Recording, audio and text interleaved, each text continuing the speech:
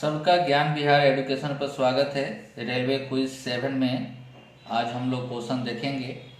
तो first number question में आपसे कहा जा रहा है कि यदि टमाटर की कीमत में 25% की वृद्धि हो जाए, मतलब पहले 100 रुपया था तो अब दाम हो जाए कितना, 125 रुपया। सुधा टमाटर पर केवल 15% अधिक खर्च करना चाहती है। इसका मतलब ये हुआ कि पहले 100 रुपया खर्च करना चाहती है, पहले 100 रुपया खर्च करती थी, लेकिन अब कितना, 115 रुपये, 15 रुपये अधिक और खर्च करना चाहेगी वो। ठीक है, तो कहा जा रहा है क्वेश्चन में, तो सुधा द्वारा प्राप्त टमाटर की मात्रा में कमी की प्रतिशत की गणना करें। तो देखिए यहाँ पर बहुत सिंपल क्वेश्चन है। जैसे डायरेक्ट अगर चाहेंगे बनाने के लिए तो 100 रुपया का चीज़ था 125 हो गया, लेकिन बढ़ाई कितना, 15 रुपया, मतलब 115। अभी भी 10 रुपया का क्या है, कमी। तो 10/125 गुने 100 अगर करेंगे तो 8% आपका आ जाएगा। ये दिमाग में भी कैलकुलेशन बहुत इजी है, इस तरह से भी बना सकते हैं। या आप ऐसे भी सोचिए कि 100 रुपया का चीज़ था तो दाम हो गया कितना, 25% अधिक बढ़ा दिया गया, 25% क्या कर दिया गया, इंक्रीज कर दिया गया, तो 125 दाम हो गया। लेकिन सुधा कह रही है कि मात्र हम 15% ही इंक्रीज करेंगे, तो कितना खर्च करना चाहेगी वो, 115, ये कितना है 125, तो कितना का कमी अभी है, कमी कितना का है, तो कमी है आपका 10 रुपया का। लेकिन किससे कमी, तो 125 रुपया अभी दाम हुआ, तो 125 गुने कितना, 100। तो इसको कैंसिल करेंगे तो 5 होगा, और ये 4 कैंसिल करेंगे तो कितना हो गया, 2, तो कितना हो गया 8%। इसका आंसर कितना, 8% आपका हो गया। क्लियर है, किसी को डाउट है? चलिए क्वेश्चन नंबर 2 में देखते हैं क्या। ये ज्योमेट्री का क्वेश्चन है। त्रिभुज ABC में DEF क्रमशः 3 भुजा BC, CA और AB का मध्य बिंदु है। तो ट्रायंगल कोई बना लेते हैं। कोई ट्रायंगल है, ये कोई ट्रायंगल है ABC। अब क्वेश्चन में आपसे बोला जा रहा है क्या, कि बोला जा रहा है कि BC का मध्य बिंदु D है। BC का मध्य बिंदु क्या है, तो D है। CA का E है, CA का क्या है, मध्य बिंदु E है। और AB का मध्य बिंदु F है, इसका मध्य बिंदु F है। क्लियर है। अब क्वेश्चन में कहा जा रहा है कि B और E को, और DF को मिलाने पर X पर जाकर कट करती है। कहाँ पर कट करती है, तो X पर कट करती है, X पर। ठीक है। फिर अगला क्वेश्चन में कहा जा रहा है कि DE और CF, DE और CF को मिलाने पर Y पर जाकर कट करती है, Y पर कट करती है। तो देखिए क्वेश्चन में कहा जा रहा है कि Y पर कट करती है, तो X और Y के बराबर कितना होगा। आपसे पूछा जा रहा है कि X और Y के बराबर कितना होगा। तो देखिए इसको क्या कर दे रहे हैं कि हम मिला देते हैं, इसको मिला दे रहे हैं और इसको भी मिला देते हैं। तो आप लोग एक प्रॉपर्टी पढ़े होंगे कि आपका कोई ट्रायंगल है ABC, अगर मध्य बिंदु अगर है ये D और E मध्य बिंदु है, ये भी क्या है, मध्य बिंदु है, तो DE = 1/2 BC होता है, 1/2 क्या BC होता है। अगर ये 2 है तो ये कितना होगा, 1 होगा। या आप ऐसे भी बोल सकते हैं, यहाँ पर ये 1 होगा तो ये कितना होगा, 2 होगा, क्योंकि डबल है मिड पॉइंट का। तो X और Y भी क्या हो जाएगा, मध्य बिंदु हो जाएगा। X और Y क्या हो जाएगा, मध्य बिंदु हो जाएगा। DF का और DE का मध्य बिंदु होगा। तो इस ट्रायंगल में, ट्रायंगल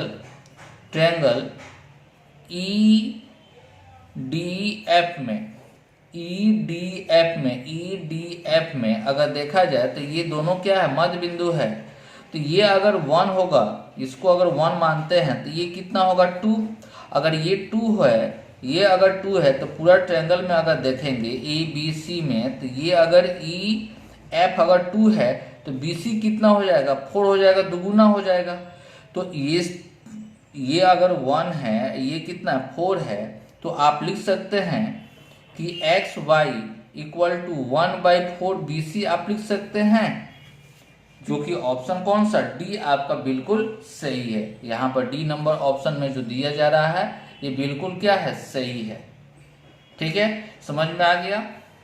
फिर से देखेंगे कि ये पूरा बड़ा वाला ट्रायंगल का मध्य बिंदु ई और एफ है, तो ये अगर इसका क्या होगा, ये दुगुना होगा।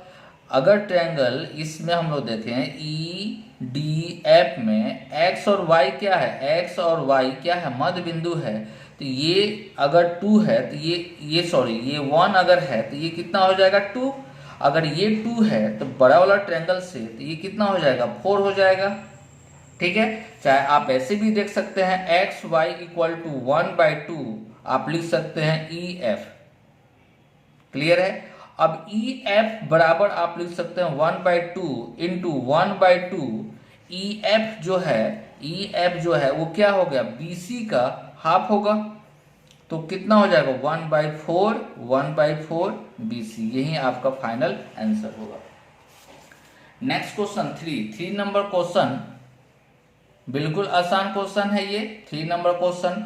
तो सबसे पहले हम लोग क्या करते हैं, रूल पर अगर आते हैं तो सबसे पहले ब्रैकेट के अंदर हम लोग आपको बार का पहले ऑपरेट करते हैं। तो आपका ये 7 और 3 को गुना करेंगे, 7 और 3 को गुना करेंगे तो कितना हो जाएगा 21। 21 को आपको डिवाइड करना है कितना 105 को, तो 105 को मतलब 5 आएगा, 5 घटा देंगे इसमें से, 23 में से 5 चला जाएगा तो 18 आएगा। 18 को 90 से डिवाइड करेंगे, 90 को डिवाइड करेंगे तो अब 5 आएगा, 5 इसमें से घटा देंगे तो 17 आएगा, और 17 से 119 में डिवाइड करेंगे तो कितना आ जाएगा 7 आपका आंसर। ऑप्शन कौन सा डी बिल्कुल सही होगा। क्वेश्चन नंबर 4 नंबर क्वेश्चन में जिसे कहा जा रहा है कि यदि x y a equal to 3x plus y का whole square minus 3x minus y का होल स्क्वायर। ये तो फॉर्मूला है, जिनको फॉर्मूला है इजी रूप से बना सकते हैं। इसका अगर फॉर्मूला अगर देखा जाए तो कितना आ जाएगा आपका 6 12 आंसर ऑप्शन ए हो जाएगा। जिससे कि अगर a प्लस बी का whole square plus minus a plus B का a माइनस बी का होल स्क्वायर क्या होता है, a प्लस बी का whole square minus a minus B का होल स्क्वायर क्या होता है। तो आप जानते होंगे कि जैसे कि इसका a स्क्वायर प्लस क्या B square plus 2ab minus a square minus B square minus से तो क्या हो जाएगा प्लस ab, ये क्या हो गया कैंसिल हो जाएगा तो 4ab होगा। कितना होगा 4ab। तो इसके जगह पर आपको x y a equal to 4 into a के जगह पर कितना है तो 3x और यहाँ पर कितना है y तो 12xy। तो xy को हटा दे तो a का वैल्यू कितना आ जाएगा तो 12 आपका आंसर। बहुत आसान क्वेश्चन, फॉर्मूला बेस्ड था। नेक्स्ट क्वेश्चन 5 नंबर क्वेश्चन में आपसे बोला जा रहा है कि शीर्ष सहित किसी घनाभ के 3 फलक का क्षेत्रफल, 3 फलक का जैसे कि L और B का क्षेत्रफल मान लेते हैं। L और B का क्षेत्रफल कितना दिया गया 25, B और H का कितना दिया हुआ 32, और H और L का कितना 32 दे रहा है। यही ना आपको दिया गया है। और फलक कितना होता है तो 3 ही होता है घनाभ में। जैसे कोई अगर घनाभ है 3 डायमेंशन फिगर है तो ये वाला पार्ट नीचे वाला का दिया गया है, और एक और जो है इस साइड वाला जो पार्ट है ये 3 का दिया हुआ है, क्योंकि अपोजिट में क्या होता है इक्वल होता है। तो ये आपके पास गिवन दिया हुआ है, तो सबको क्या कर देंगे गुना करेंगे। तो L और L है तो L square B square H square, गुना नहीं करना है, ऐसे गुना का टर्म में लिखना है। तो L B H ही क्या होता है वॉल्यूम होता है, आयतन होता है। तो इस पर क्या है होल स्क्वायर, तो उस साइड में जाएगा तो रूट अंडर 25 गुने 32 गुने 32, तो क्या हो गया 32 बाहर आएगा, और 25 का कितना होता है तो 5, तो 32 में 5 से गुना करेंगे तो 100 कितना 60 आपका आंसर ऑप्शन ए आपका बिल्कुल सही है। नेक्स्ट क्वेश्चन में आपसे कहा जा रहा है कि इसका वर्गमूल निकालने के लिए किसका तो 0.0324, तो 324 का कितना होता है 18 होता है। वर्गमूल क्या होता है 324 का 18 होता है, लेकिन आपका यहाँ पर कितने के बाद पॉइंट है, तो 1 2 3 4 के बाद है, तो 2 के बाद पॉइंट होगा, जो कि ऑप्शन कौन सा डी आपका बिल्कुल सही है। यहाँ पर ऑप्शन कौन सा डी। नेक्स्ट क्वेश्चन आपका 25 नंबर 7 नंबर क्वेश्चन है। 7 नंबर क्वेश्चन में आप देखेंगे कि 25% और x% के दो क्रमिक बाटा एक लेख 612 रुपया में बेचा जाता है। यदि लेख का चिन्ह मूल्य का मतलब क्या, अंकित मूल्य अगर 960 है तो x का वैल्यू निकालें। तो x का सबसे पहले क्या निकाल देंगे 125%। 125% जितना आया उस क्या करेंगे घटा देंगे हम लोग। तो चलिए यहाँ पर देखें, शुरू में इसका दाम था कितना 960 रुपया, ये अंकित मूल्य है या चिन्ह मूल्य है। तो इस पर कितना परसेंट का डिस्काउंट देता है, तो 25% का डिस्काउंट देता है। कितना 25% का डिस्काउंट। तो 25% का फ्रैक्शन वैल्यू 1/4, 4 से अगर इसको डिवाइड करेंगे तो 2 24 0।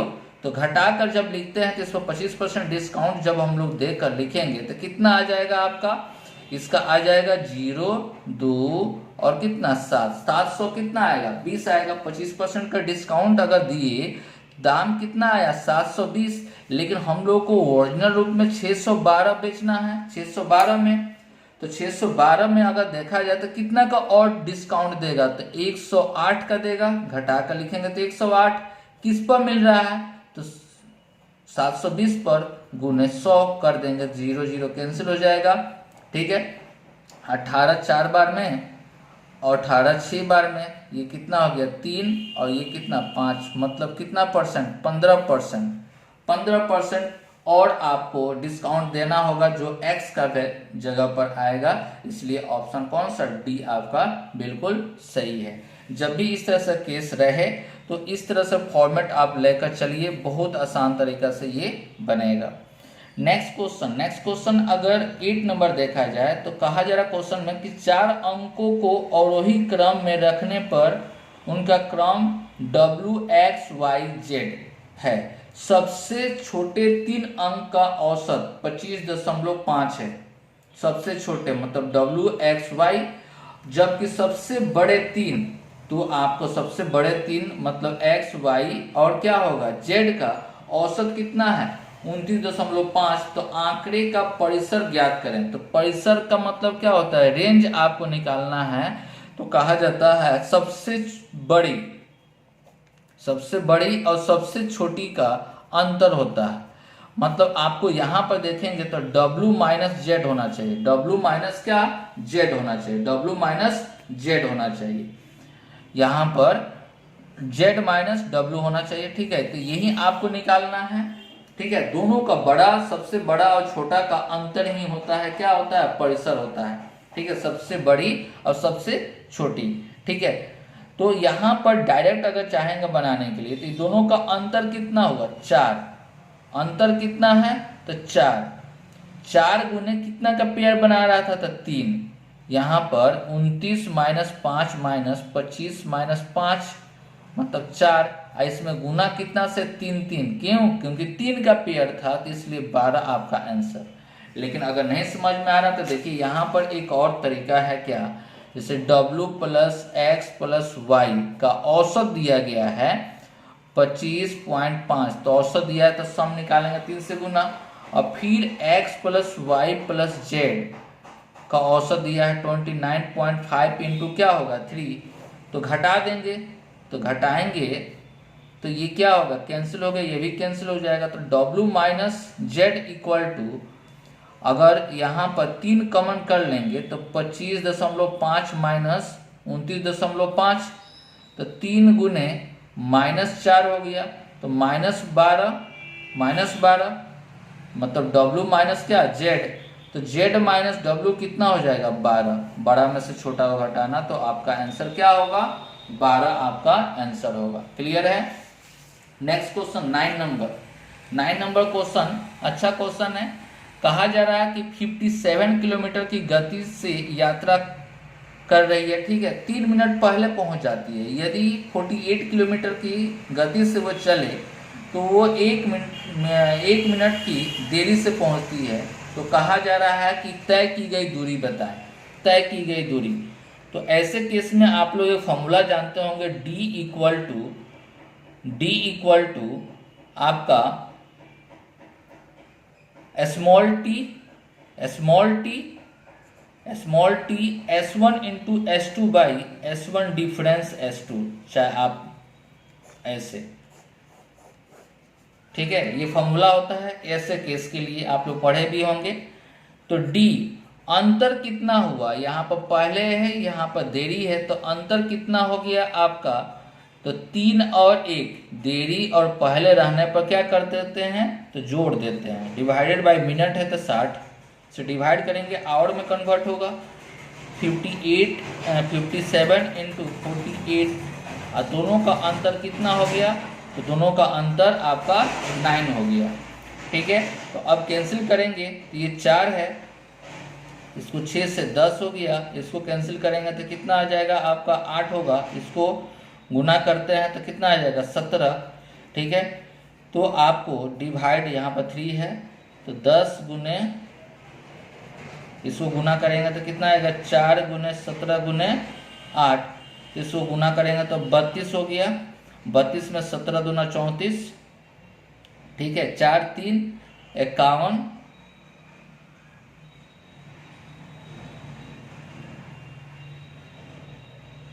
37 51 और आपका 34 4 हो जाएगा डिवाइड बाई। तो इसको अगर डिवाइड करते हैं 3 से, क्या करेंगे 3 से डिवाइड करेंगे तो 3 एक बार में, 3 एक बार में,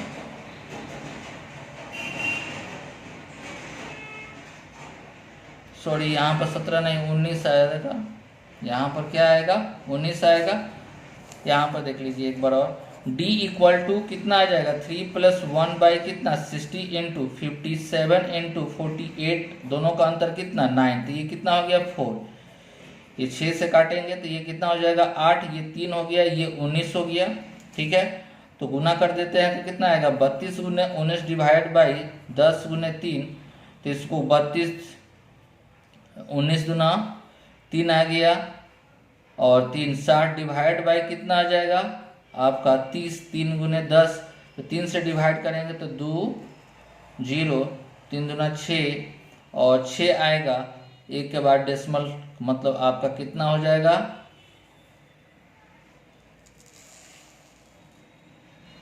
20.26, यही आपको फॉर्मूला याद रखना है इसमें कि d इक्वल टू क्या होता है small t into S1 into S2 difference बाटा में S1 डिफरेंस S2।